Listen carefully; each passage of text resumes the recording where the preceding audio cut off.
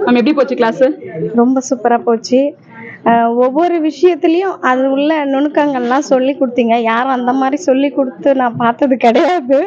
ஏன்னா நானே நிறைய மிஸ்டேக்ஸ் பண்ணியிருந்தேன். அதனால தான் அதை இப்போ ஒருத்தருக்கு பண்ணி கொடுக்குறோன்னா அவங்க கிட்ட நாம் வந்து ஒரு இதுவாக வாங்கினோம், பணத்துக்காக பண்ணாமல். பணம் வேணும் தான், இல்லைன்னு சொல்ல, நம்மளோட பர்ஃபெக்ஷன் நிறைய இருக்கணும் அதில். அதனால தான் சரி கற்றுக்கிட்டா உங்ககிட்ட தான் கற்றுக்கணும் அப்படின்ற ஒரு இதில் தான் இருந்து நிறைய தள்ளுபடி இருப்பாங்கள நிறைய டைம் ஃபோன் பண்ணியிருப்பேன். சென்னை போட்டா கண்டிப்பா சொல்லுங்க. வேற வேற புது விஷயங்கள்லாம் நீங்க நிறைய பண்ணிட்டு இருக்கீங்க. அதுவும் நாங்க கத்துக்கணும்னு ஆசைப்படுறேன். Thank you so much ma'am.